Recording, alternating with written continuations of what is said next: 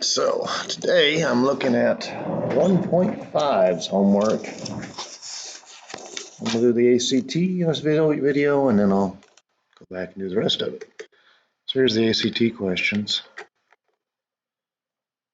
In the standard XY coordinate plane, what is the slope of the line given by the equation 4x equals 7y plus 5? I bet 1 in 3 kids would pick that. Guaranteed. You know, to see the slope,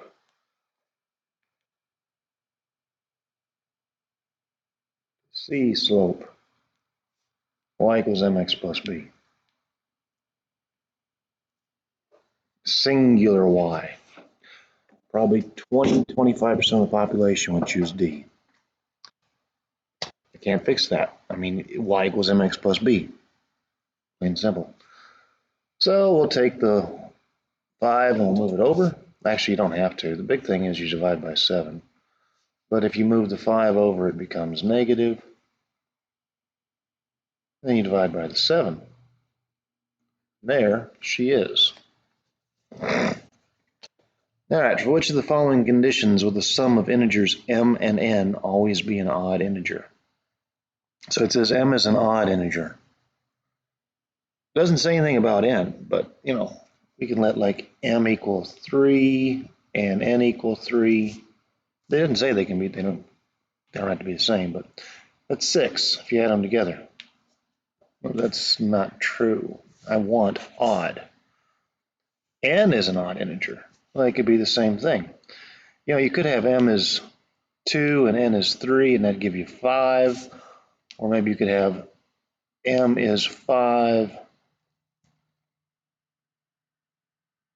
Sorry, m is 4 and n is 3. That'd give you 7. Maybe you have, though, m is 5 and n is 3, and that's 8. So this doesn't always work. They're both odd. You know, think about 1 plus 1 is 2. Not odd. They're both even. The sum of two even numbers is going to be even. 2 plus 4 is 6. There you go. If m is odd and n is even, so like if m is 5 and n is 2, you'll get a 7. And two odds always add up to be odd.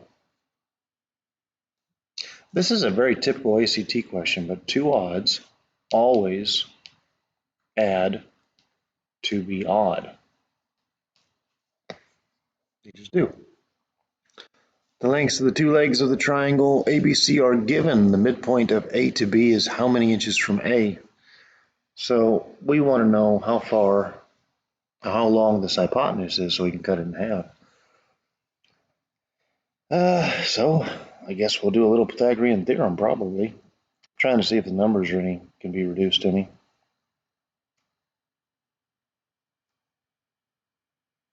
Of course, you guys will just push buttons in a calculator.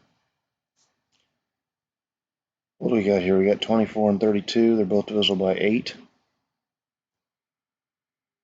It's a variation of a 3, 4, 5. If you take 24 and divide it by 8, you get 3. If you take 32 and divide it by 8, you get 4. And your 3, 4, 5 pattern is something you learned last year. I hope you learned it. But anyways, it's a variation of a 3, 4, 5. So if I go the other way, 5 times 8 is 40. Every last bit of that is 40 units. All right? So half of it must be 20. Now, what you could have done is you could have gone off to the side and you could have done 24 squared plus 32 squared is c squared. Nobody's saying you can't do that. Nobody. Would have required technology. Or more time than you have to waste. The length of a rectangle is 5 inches longer than the width. The perimeter of the rectangle is 40 inches. What is the width of the rectangle?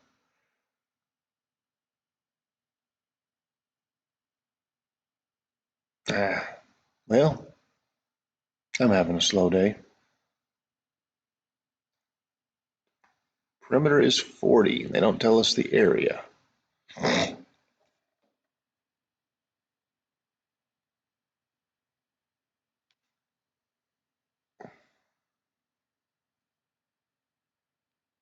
Algebraically, this is what you do. You just write it out. You could probably just plug in numbers here. That would probably work too. It's probably H. Pretty, no, is it? No, I don't think it is. 15, 15. No, it's not H, never mind. So anyways, I just need to do it. But if this is the width, that's a width. And the reason I called this W plus 5 is because it said it was 5 inches longer. Now we're going to add around. If we walk around this thing, we'll see 4 W's, 2 5's, which makes 10, and that must be 40. So we'll take away the 10, we'll get 30. We'll divide by 4, we'll get 7.5. So there you go. 8% of 60 is 1/5 of what number? Well, the easiest way to do this one is to probably figure out what 8% of 60 is. You take 60, multiply by 0.08, and I believe you get 4.8. And it is 1/5 of what number? So I take 4.8 and I multiply it by 5, and I get 24. Did the reciprocal. Let's see, Armin is trying to decide whether to buy a season pass to his college basketball team's 20 home games this season. The cost of an individual ticket is $14, and the cost of a season pass is $175. The season pass will admit Armin to any home basketball game at no additional cost. What is the minimum number of home basketball games Armin must attend this season in order for the cost of a season pass to be less than the total cost of buying an individual ticket for each game? So the season pass is $175.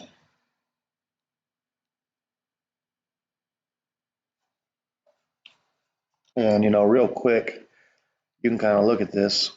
9 times 20 is $180. So 9 or more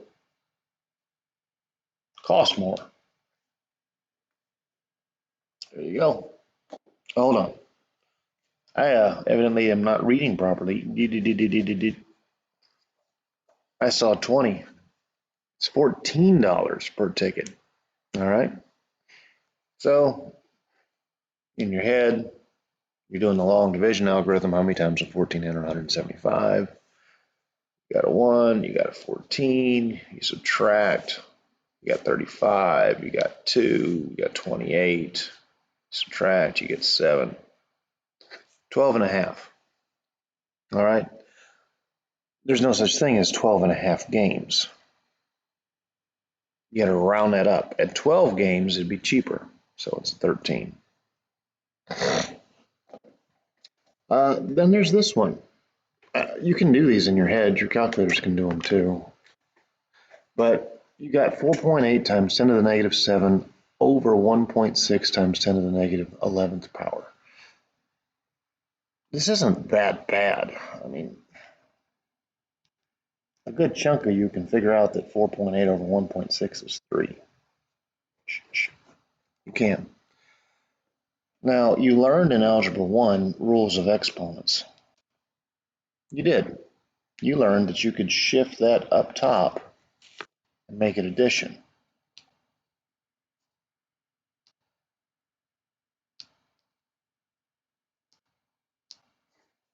So there we go. I don't know if you remember that or not, but it was taught. It was. There's the ACT stuff. I'll be back in just a minute on a different video, and I'll do the questions I care to do from the homework.